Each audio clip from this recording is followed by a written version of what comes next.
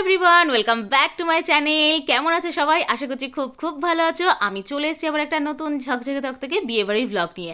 বিয়েটা হচ্ছে মেয়ের টিউশন টিচারের ননদের মেয়ের বিয়ে। কি সম্পর্কটা অনেক দূরের শোনাচ্ছে, তাই না? তবে আমরা একদম পরিবারের মতো। আমি তো ওনাদের বাড়ির মেয়ের মতো, আর ওনারাও আমার বাড়ির গুরুজনের মতো। এটা হলো মেয়ের টিউশন টিচার, মানে আমার মিষ্টি বর্দি ভাই। এত সুন্দর লাগছে সাজুগুজু করে, তাই একটু বলছিলাম ঘুরে দেখাবো। আর ওই যে পেছনে আমার হ্যান্ডসাম বর্দা ভাই, মানে ওর টিচারের হাজবেন্ড। তো আমাদের বিয়ে বাড়ি পৌঁছাতে 10:30 বেজে গেছিলো। আর সত্যি কথা বলতে খুব জোরে খিদে পেয়ে গেছে, তাই কোনো দিকে না তাকিয়ে সোজা আমরা খাবারের দিকে কনসেন্ট্রেট করেছিলাম।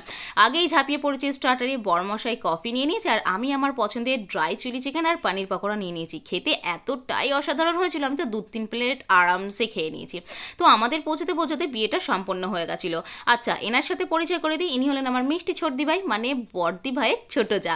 তো যাই হোক, এখানে আমাদের গল্প আড্ডায় জমে উঠেছে সমস্ত কিছু। বিয়ের ভিডিওটা তো আর করতে পারিনি, তাই কিছু ছবি তুলে রেখেছি। চলো সেগুলো এখন তোমরা ঝপঝপ করে দেখে নাও, আমাদের মিষ্টি ব্রাইডের বিয়ের কিছু মুহূর্ত।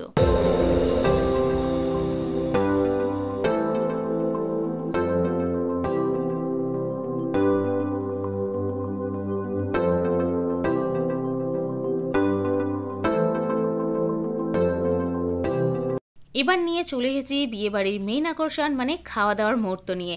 আমি প্রথমেই সেদিন নিয়ে নিয়েছিলাম গরম গরম ফিশ ফ্রাই, কড়াইশুটির কচুরি, স্টাফড পটাটো, আর নিয়ে নিয়েছিলাম স্যালাড। দেখো, বিয়েবাড়ির ফিশ ফ্রাই আমার এতটাই পছন্দের, একটা খেলে পেট ভরলেও মনটা ঠিক ভরে না। তাই আমি দুটো গরম গরম ফিশ ফ্রাই নিয়ে নিয়েছিলাম, আর খেতে কিন্তু অসাধারণ লাগছিল। তারপর আমি ট্রাই করলাম কড়াইশুটির কচুরি দিয়ে স্টাফড পটাটো, সেটাও খেতে অসাধারণ ছিল। ভয়েস ওভার দিতে গিয়ে এখনই জিভে জল চলে আসছে। যাই হোক, ভেবেছিলাম দিদিভাইদের সাথে একসাথেই খাবো, কিন্তু তারা তো আর নতুন মেয়ে জামাইকে না খাইয়ে নিজেরা খেতে বসে না। তাই দিদিভাইয়ের শাশুড়িমা আর পিসি শাশুড়িমায়ের সাথেই আমি খেতে বসে গেছিলাম। তারপর নিয়ে নিয়েছিলাম গরম গরম জিরা রাইস, ভেজ ডাল, ঝুরি আলু ভাজা আর কাতলা কালিয়া। কাকিমাদের সাথে গল্প করতে করতে কিন্তু আমাদের খাওয়া দাওয়াটা বেশ ভালোই জমে উঠেছিল। খাওয়া দাওয়াটা খুবই অসাধারণ হয়েছিল। আর কাতলা কালিয়ার মাছটা এতটা ফ্রেশ আর মিষ্টি ছিল যে কি বলবো। আর সত্যি কথা বলতে, আমি স্টার্টারে এত পরিমাণে ড্রাই চিলি চিকেন খেয়ে নিয়েছিলাম যে মাটনের জন্য আর পেটে জায়গাই ছিল না। তাই শেষ পাতে মিষ্টি আর সন্দেশ দিয়েই খাবারটা শেষ করলাম। মেয়ে সেদিন সেরকমভাবে কিছুই খেতে পারেনি, তাই ওর মেস কিন্তু সব খাবারটাই প্যাক করে দিয়েছিল, যাতে মেয়ে পরের দিন বাড়িতে সবটাই ভালোভাবে খেতে পারে। আমরা খেয়ে দিয়ে ওঠার পরপরই মেয়ে জামাই খেতে বসে গেছিলো, আর পাশেই কিন্তু বর্দা ভাইও খেতে বসে গেছিলো, মানে এটা লাস্ট ব্যাচ বলতে পারো। আর আমি কিন্তু বারান্দায় কাকিমাদের সাথে গল্প করছিলাম। এই যে ভিডিওটা দেখছো, এই ভিডিওটা কিন্তু পুরোটাই আমার মেয়ে শ্যুট করেছে। মনে হচ্ছে বড় হয়েও আমার মতনই ব্লগার হবে।